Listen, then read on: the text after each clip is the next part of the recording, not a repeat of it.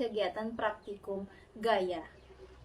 Yang pertama, gaya listrik statis. Adapun alat dan bahan yang digunakan dalam praktikum gaya listrik statis yaitu ada sisir plastik, dan potongan kertas. Pertama, kita sisir rambut dengan sisir plastik. Kemudian sisir plastik yang sudah kita gunakan tadi kita letakkan di dekat potongan kertas. Kita lihat potongan-potongan kertas menempel pada sisir plastik. Kertas tertarik karena sisir menjadi bermuatan listrik setelah digosokkan ke rambut. Muatan pada listrik menginduksi muatan pada kertas sehingga terjadi gaya tarik listrik statis. Yang kedua, gaya magnet. Adapun alat dan bahan yang kita gunakan dalam praktikum gaya magnet yaitu magnet batang, benang dan jarum jahit,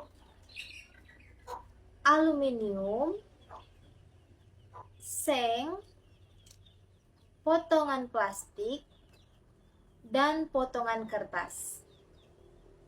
Bahan-bahan untuk melakukan pengamatan gaya magnet sudah saya susun seperti ini. Ada jarum jahit, aluminium, seng, benang jahit, potongan plastik, dan potongan kertas.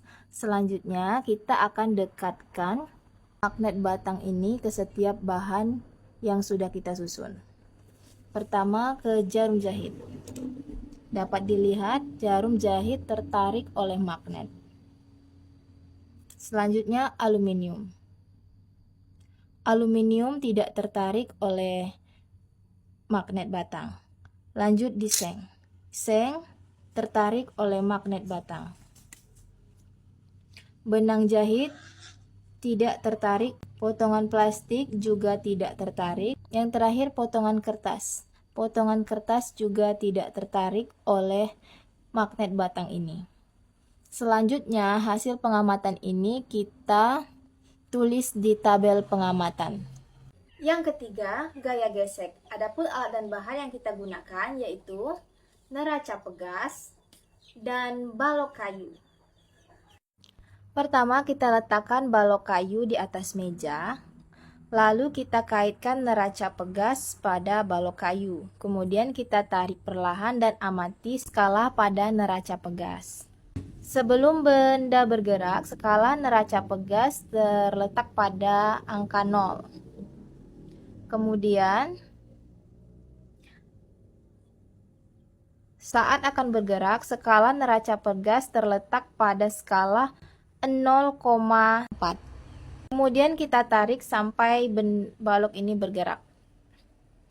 Saat bergerak, skala neraca pegas ini terletak di angka 0,3. Yang keempat, gaya pegas. Adapun alat dan bahan yang kita gunakan dalam praktikum gaya pegas yaitu karet gelang, beban 20 gram, dan statif. Di sini saya menggunakan papan serbaguna sebagai statif. Pertama, kita gantungkan karet gelang pada statif. Di sini saya menggunakan papan serbaguna sebagai statif.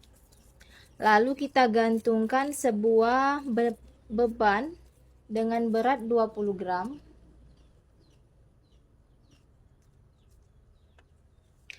Kemudian kita tarik beban ke bawah lalu dilepaskan. Ketika beban ditarik ke bawah, karet gelang memberikan gaya pemulih yang arahnya ke atas. Gaya ini muncul karena sifat elastisitas karet. Yang kelima, gaya berat. Adapun alat dan bahan yang digunakan dalam praktikum gaya berat yaitu karet gelang, penggaris, beban dengan 5 ukuran berbeda, dan statif.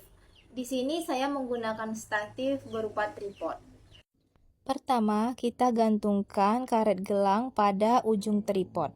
Lalu, kita ukur panjang karet gelang mula-mula. Gantungkan beban yang pertama yang berukuran 50 gram, lalu kita ukur panjang karet setelah digantung beban 50 gram. Selanjutnya, kita gantung beban yang kedua dengan berat 100 gram, lalu kita ukur lagi panjang karetnya.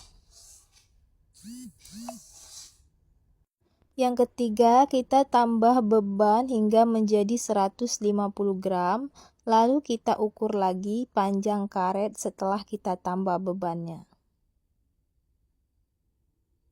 Selanjutnya kita tambah beban yang keempat hingga bebannya menjadi 200 gram, lalu kita ukur kembali panjang karet sesudah kita tambah beban yang keempat.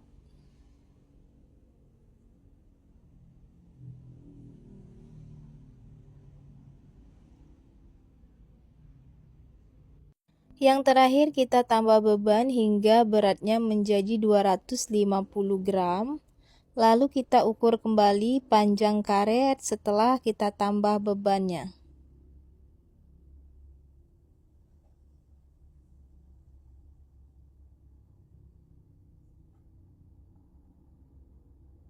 Panjang gelang karet bertambah karena semakin besar massa beban, semakin besar gaya berat yang bekerja.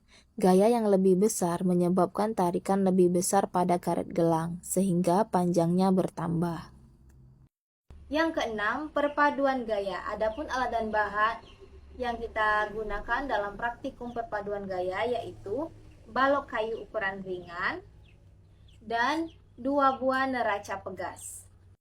Pertama, kita letakkan balok kayu ringan di atas meja, lalu kita hubungkan kedua ujung balok masing-masing dengan neraca pegas.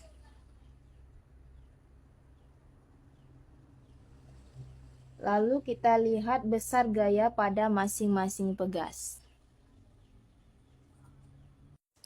Dapat kita amati apabila dua gaya telah bekerja pada balok, namun balok tetap diam, maka resultan dua gaya yang bekerja pada balok tersebut adalah 0. Hal ini terjadi karena dua gaya bekerja saling berlawanan arah sehingga benda berada dalam keadaan seimbang. Dari kegiatan praktikum ini dapat disimpulkan bahwa setiap gaya memiliki ciri khas. Gaya listrik statis dapat menarik benda ringan, magnet menarik logam tertentu, gaya gesek menahan gerak benda, pegas memberikan gaya pemulih, gaya berat tergantung massa, dan perpaduan gaya menentukan resultan gaya. Semua percobaan menunjukkan bahwa gaya mempengaruhi gerak benda.